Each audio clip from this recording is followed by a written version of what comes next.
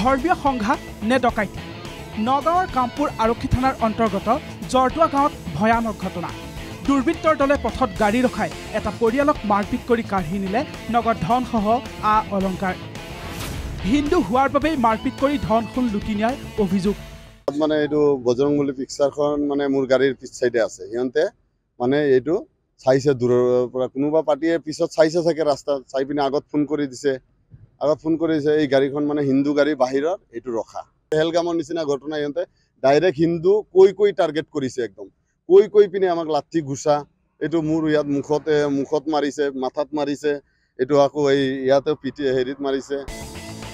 নেলিৰ কিন্তু মণ্ডল নামৰ লোকজনে নিজৰ দুই কন্যা আৰু ভাগিনৰ সৈতে 1 জুনত জন্মগাঁও কামপুৰৰ 2 নং মিছামাৰীলৈ গৈছিল যাত্ৰাৰ পথত দুৰ্বৃত্তৰ আক্ৰমণৰ বলি হয় কিন্তু মণ্ডলসহ আন কেইজন কিন্তু মণ্ডলৰ গাড়ীৰ পিছফালে লগোৱা হনুমানৰ ফটোৰ বাবে দুৰ্বৃত্তৰ দলে আক্ৰমণৰ লক্ষ্য কৰি লয় বুলি অভিযোগ কৰে কিন্তু মণ্ডলে অৱশ্যে দুৰ্বৃত্তৰ দলটোক পাৰ হ'বলৈ পথ এৰি দিব নোৱাৰাৰ কথাও উল্লেখ কৰে কিন্তু মণ্ডলে মই চাই দিয়া নাই কাৰণে সিহঁতে পিছা কৰি ফোন কৰিছে ফোন কৰি থাকে আগৰ মানুহক মানে কৈছে কয় গাড়ীটো ৰখা আৰু 1 নম্বৰ কথা হ'ল মোৰ ইয়াত মানে লোকেল গাড়ীবিলাকত এটাও ষ্টিকাৰ নাই মোৰ গাড়ীটো মানে বজৰংবলী একদম পোষ্টাৰটো পুৰা ক্লিয়াৰ আছে কামপুৰৰ জৰদুৱা গাঁৱত একাংশ লোকে গাড়ীখন ৰখাই মাৰপিট কৰে কিন্তু মণ্ডলসহ গাড়ী থকা আটাইকেইজনক আনকি শিশু কন্যাও হাৰি যোৱা নাছিল দুৰ্বৃত্তৰ আক্ৰমণৰ পৰা তাৰপিছত মোক যেতিয়া মাৰপিট কৰিছে তেতিয়া মোৰ ডাঙৰ ছোৱালীটো ওলাইছে দেউতাক মাৰি আছে তেতিয়া ডাঙৰ ছোৱালীটোকো মাৰপিট কৰিছে বুকুত ঘুষাইছে লাইটাইছে তেতিয়া মানে সৰু পোৱালিটো চিউৰি ওলাইছে তাকেও মাৰপিট কৰিছে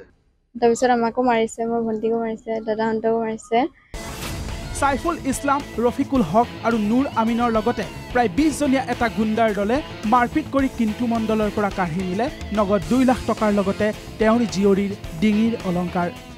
নগদ 2 লাখ টকা মাৰ চিকিৎসাৰ কাৰণে আছিলে এই টকাখিনি লৈ গ'ল ডাঙৰ ছোৱালীটোৰ চেইনটো আছিলে চেইনৰ কাগজটো মই এছপি অফিচত এজাহাৰত দিছো এইখিনি লৈ গ'ল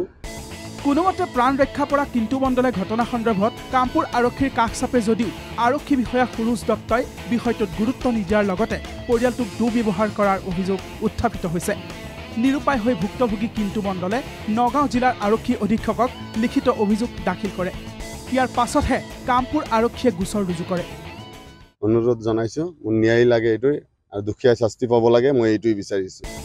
এয়া ডকাইতি নে ধৰ্মীয় আক্ৰমণ সেয়া আৰক্ষীৰ তদন্ততহে স্পষ্ট হ'ব জাগিৰোডৰ পৰা ধনঞ্জয় প্ৰসাদ NKTV